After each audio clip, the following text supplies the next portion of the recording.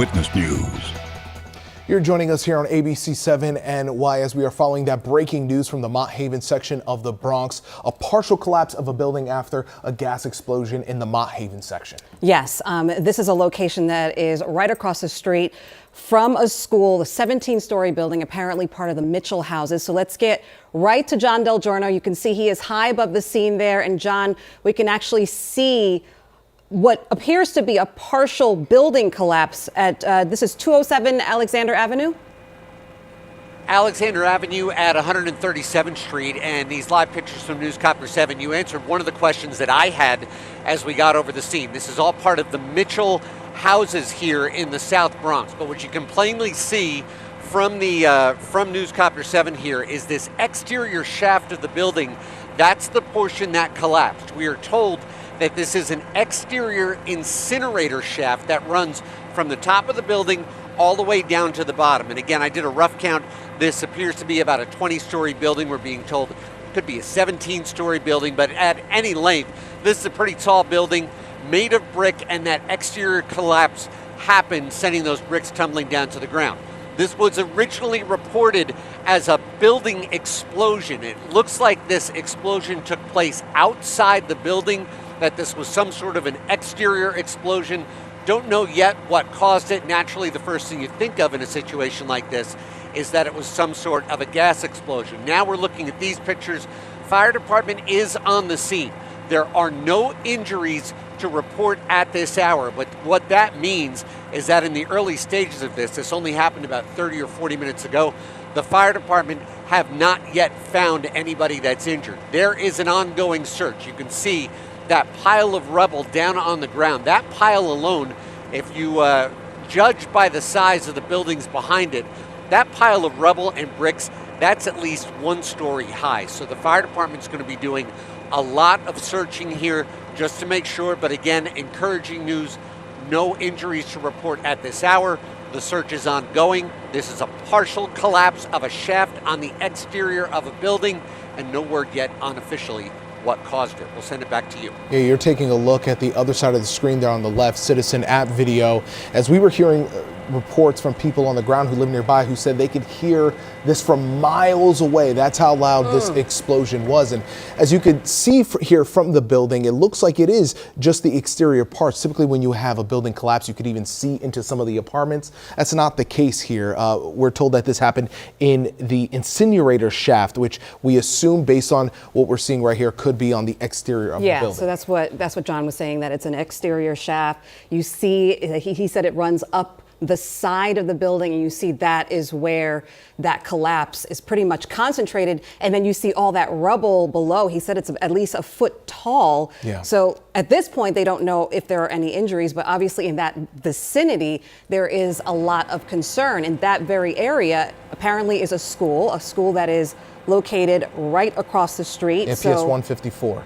PS 154 is the name of the school. And you see all the apartments that align with it. So they're going to have to go in and check also the apartments right next door to where that explosion happened. Structural integrity. Obviously, these are all part of the Mitchell houses. These buildings that you're seeing at least 1, 2, 3, 4, 5, 6 or 7 buildings within that grid that you see there in the Mott Haven section of the Bronx. Yeah, John brought up a good point of where this is. This is the southernmost part of the Bronx. Mott Haven, we're talking about right near 87.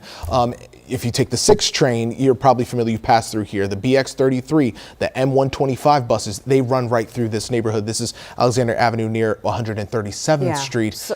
As crews are going to, as you see right here, continue combing through just to make sure there's no one. Absolutely, because easily with how expansive this rubble is and all that debris, clearly somebody could have gotten injured, especially during broad daylight. We did want to say that Heather told us subways so far not affected. Not affected, which is good. John, have we had any word yet whether they've issued an evacuation for the entire building? Anything along those lines? I haven't gotten word of that yet, Pedro. What I could tell you is that, you guys mentioned where this collapse happened. So it was the external portion of this building, but this is a big housing complex. And that area between the buildings, that's really a walkway. You would probably see a lot of foot traffic at this time of day as people walk out to Alexander Avenue, which is the major north-south street that you see on the right side of your screen. So it is probable, it is certainly possible that people would be walking in the area of this collapse at the time it happened. Again, this was just before 8:30 that we got word, and the neighborhood, you mentioned that Citizen app video and the various eyewitness reports, this was not a quiet event. This was a loud boom that was reported throughout this neighborhood, and then once they arrived here, they did see all this exterior damage. And again, going back to what we know right now, when this was first reported, it came in as a building explosion and a partial building collapse. the thought was that that explosion happened inside the building. Now we're getting differing information. No word yet on exactly where that explosion took place. I'll come off the pile of rubble and come back to the shaft. So again, we've been told that the portion of the building that collapsed is an exterior incinerator shaft. It runs on the south side of this building from the top all the way to the bottom. You can see that shaft here, you can see where the bricks once were, that's completely disintegrated and all that debris has collapsed down into the courtyard. We'll send it back down to you. John, we're told that the Department of Buildings is headed there. Naturally, you'd expect that in this kind of situation, right? Yeah, Department of Buildings are going to show up. You mentioned before, we're still waiting official word on whether the apartment building itself has been evacuated. Right. I would expect that to happen, but when the buildings department's going to show up, of course what they're going to do is assess the damage from the shaft that collapsed and see how that resonated through the entire building. Is the building safe for residents to stay in it? And is the building safe for people to even be around it on the ground? Yeah, and right now the NYPD, FDNY, the building inspectors all on the way right now to learn more about this scene. But you think about just how massive this building is. We're saying 17 stories. Right now, no known injuries reported. But you think about what happens if they do have to evacuate this building for some time. Think about how many New Yorkers live in a 17-story NYCHA building. It's massive. A ton of people will be displaced as a result. And I guess that's why this is a all hands on deck operation with what you just said, NYPD, FDNY, the buildings department, everyone headed there. We also have our reporters headed there. I believe we have Marcus Solis and Joe Torres on the way. Both of them will be bringing us reports on the very latest, because this is clearly very much a fluid situation. And we have confirmed these are the city-run Mitchell houses that we are taking a look where this collapse happened at 207 Alexander Avenue near 137th Street. One of the things we know from the FDNY is that they're going to be using drones and dogs to comb that debris, because as John mentioned, it's probably a story high of all that rubble that you see there. So they're going to have dogs just to be extra safe. They're going to have those drones that can give them better insight to where some of the damage is. We do have a bit of positive news here. We are being told that the building does appear stable. That's good. And no other buildings around it seem affected either.